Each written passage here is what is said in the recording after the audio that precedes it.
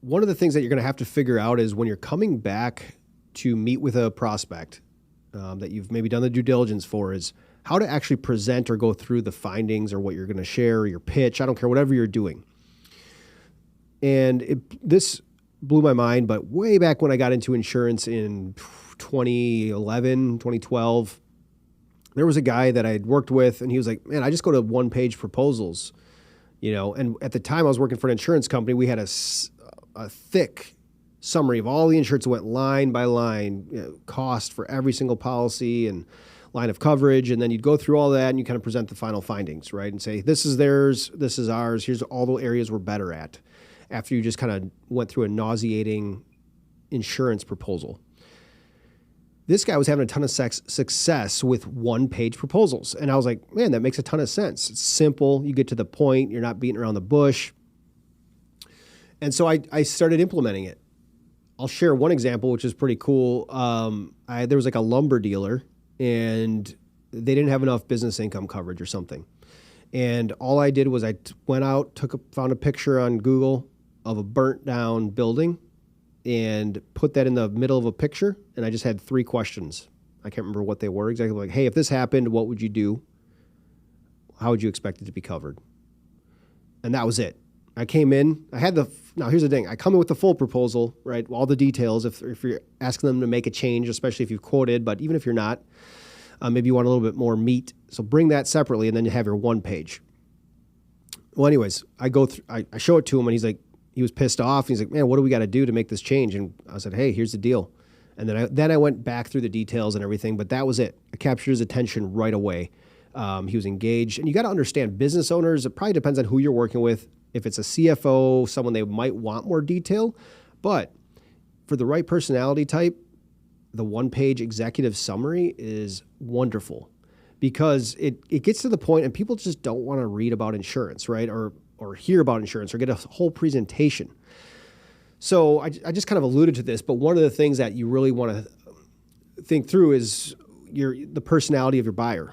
And this is where if I'm on the fence and I don't know for sure, I'll come in with 2. I'll come in with a single page, and then I'll come in with the fuller proposal. And that's still not even that long. That's typically going to be like 4 to 7 slides, somewhere in that range. And then I'll say, hey, I don't know what you want me to go through with. I can do both, or we can just start with the executive summary, and then if it makes sense, we can go through the more robust one. And 99% of the time, I've had people say, let's just do the executive summary, start there. Because, I don't know, it's probably human nature. So you're maybe asking yourself, what does a one-page proposal look like? Now, mine looks a little different now than it did back when I first started doing it in my insurance career. Although the picture worked awesome, I haven't really done that. I think I did it like 2 times, but I haven't really done it since. And so I have it down to a process. I tweak it a little bit depending on the prospect, but it has a couple different categories.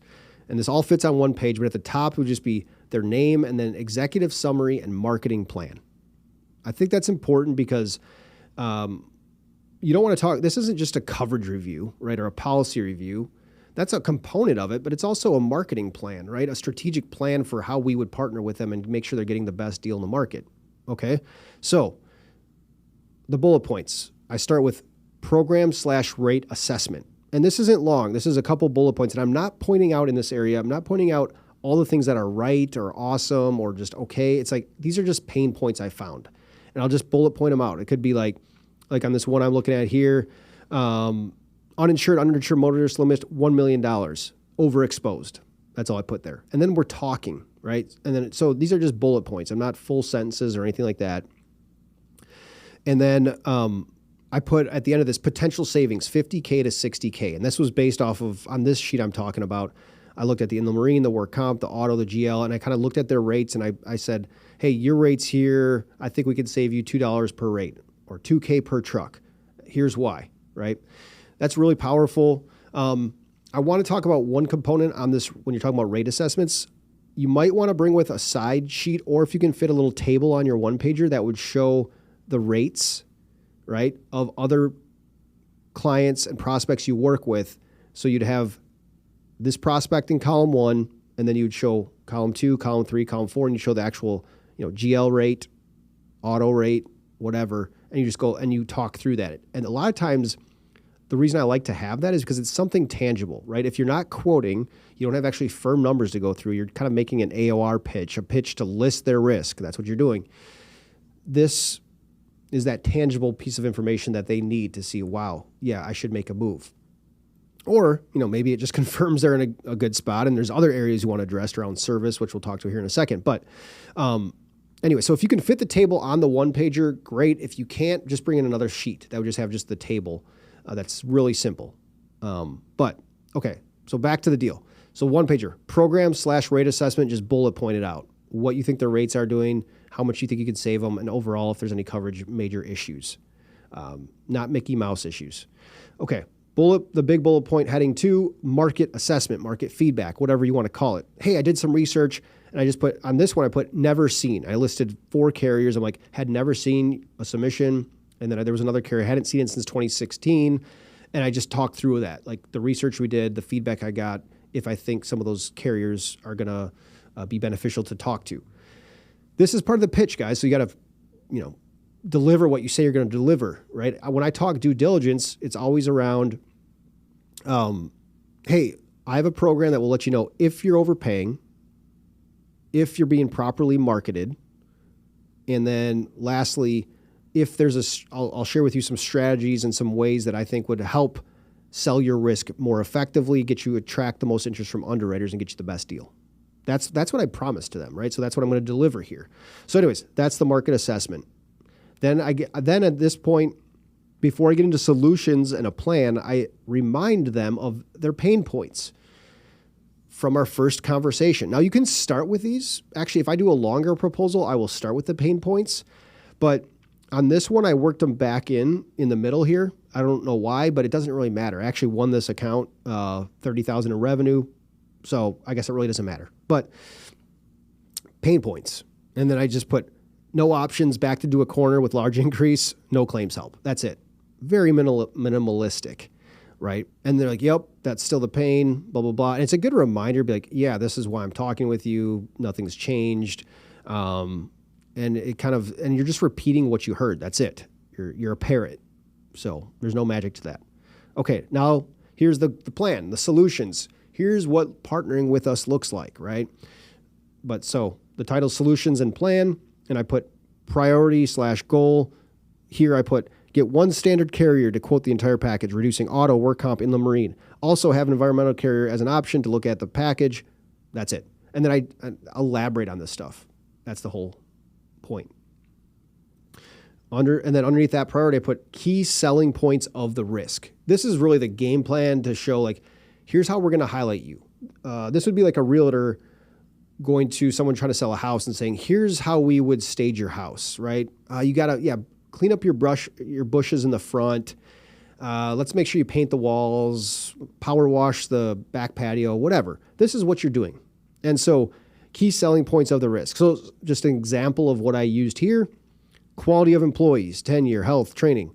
Talk about dedication of safety, 0 TRIR, driving precautions. I talk about that. Low risk type of work. Talk about highlight their operations, even though in a risky industry, it's not very risky what they're doing. So that's it. And then the last thing, next step. And that's where I just put a sentence here on like what we should do next. And I put have submission out by this date with a delivery date of this. The goal is to save this amount of money by doing this and this. Worst case scenario is this. Stop. Hey, where do you want to go from here? That's where I would stop with. Right? Let them respond. Let them answer. This is why I'm I'm just a proponent of the one-page proposal.